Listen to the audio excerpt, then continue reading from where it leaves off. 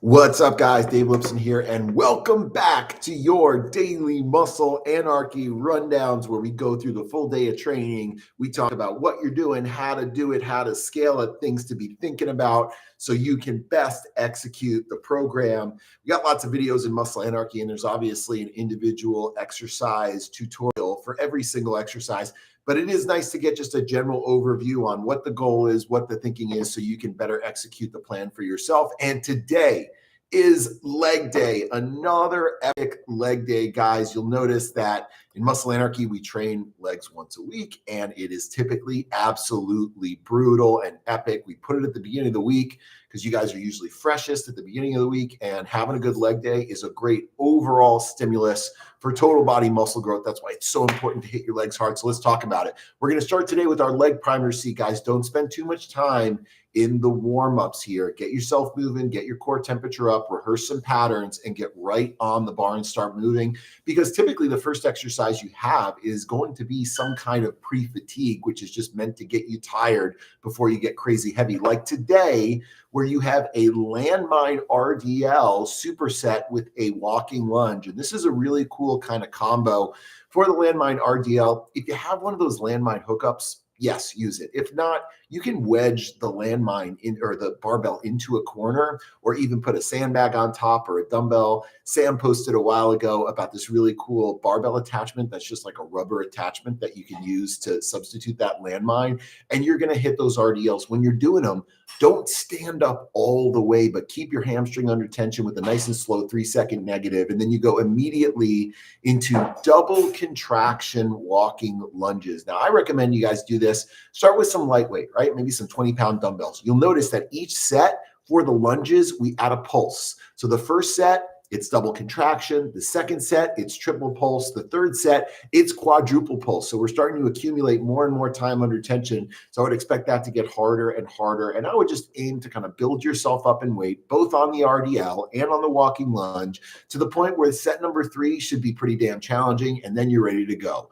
The back squat is our meat and potatoes of today, right? This is your CrossFit Games. This is where you're going to earn your money and your respect. And it is a killer complex with what we call mixed tempos, meaning some of the reps will be slow and controlled with a tempo dictated on the negative or the eccentric or the positive and the concentric. And it's actually harder to control the concentric when that muscle is shortening than it is to control the eccentric. So don't go too fast on your way up. Mixed in with dynamic reps where there aren't any tempos. And this is a great way to get a ton of time under tension, a little bit of extra volume, and absolutely, it's what we call intensification methods that make it significantly harder. So as you're going through this, the RPEs are going to build up. You're starting at an RPE 5, like a 50% effort, and you're building up to a 9, which means maybe you got one more rep in the tank. By set number 5, you should find yourself in a position where your legs are shaking those last couple of reps in set number 5. That's how you know you're going to get there. And please read the tempos carefully, because those tempos are changing, where you're doing 3 slow reps up and down into maybe 5 fast reps, 1 or 2 rounds through, or 2 or 3 rounds through in some cases. So it is a lot of volume. It's a lot of time under tension. Do not expect to PR your back squat today, but it is a killer complex, phenomenal for muscle growth, and a great way to create intensity beyond just putting more weight on the bar. Having said that, yeah, put more weight on the bar every set. All right. So from there, we're going to do some work on the posterior chain with a banded hamstring curl, weighted hip extension, or GHD, barbell GHD. You have a couple options there. If you have a GHD, use it, right? You can hug a plate, you can hold a barbell, that's totally fine. If you don't, you can just go with the traditional barbell good morning with the bar on your back, very similar kind of movement pattern. What we're trying to do is create some stress in the hamstring, initially pumping a ton of blood. When you do these hamstring curls, pick a band tension that is somewhat challenging for you to complete all 30 reps unbroken, meaning I want those last maybe 5 reps to really be burning a little bit. And you can move at a good tempo, right? The high volume contractions don't need to be done super duper slow. This is really just about pushing blood into your hamstring.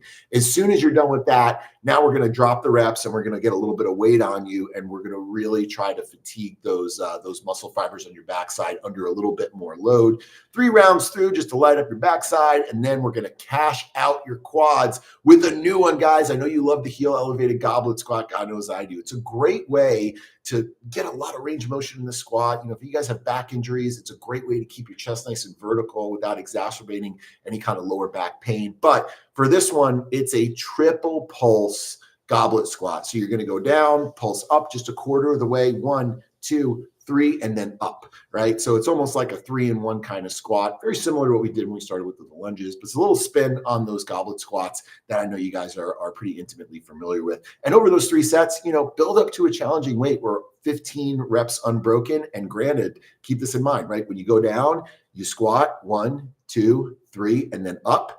That's 1 rep, right? So like I said, it's like 3 reps in 1. So it actually is a good amount of time just hovering at the bottom there. Great for building positional strength. You should feel like your quads are totally pumped out when you finish this session. And then you got options. And I hope you guys are enjoying these conditioning options, because the name of the game here is participation. If we're going to blend performance and aesthetics, there has to be some representation of capacity outside of just hypertrophy training. And I think a lot of you guys, it just depends on what we're asking you to do. Some of you guys love CrossFit. Some of you guys love what we're calling grunt work, which is just simple carries or using kettlebells. Or some of you guys love the aerobic capacity work, doing some intervals, right? So today we got a classic CrossFit workout called Annie. We got some fun stuff here where you've got a banded farmer's carry with a single arm. That's great for core stability with a few burpees. And then for your energy system development, you can do biking, skiing, jogging, just a little, triple interval there to get your heart rate up before you leave.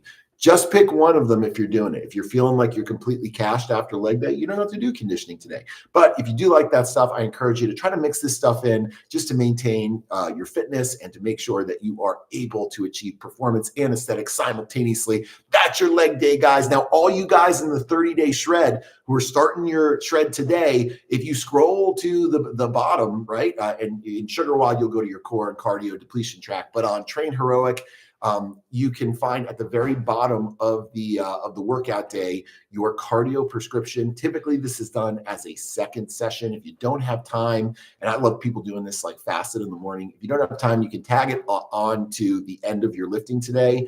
Or what you can do is just try to accumulate in walks after meals the amount of time that the week dictates, right? So we're kind of on a continuum week 1, starting at about 15 minutes. And from there, it just kind of goes up. Hope you enjoy your leg day. I know I'm still traumatized from doing it. And I'd love to see your questions, comments, memes, videos you guys do in Muscle Anarchy. Throw that into social media, into our Thunderbro family and 30-day shred page. Or tag us at Thunderbro. I'm at Dave freaking Lipson. We're at Thunderbro. We love seeing you guys doing your stuff. And every time you tag us, you stand a chance to win some super cool Thunder swag, where you can bring Thunder in the gym and let everybody know that you are a regressive middle-aged person who refuses to grow up. I will see you later.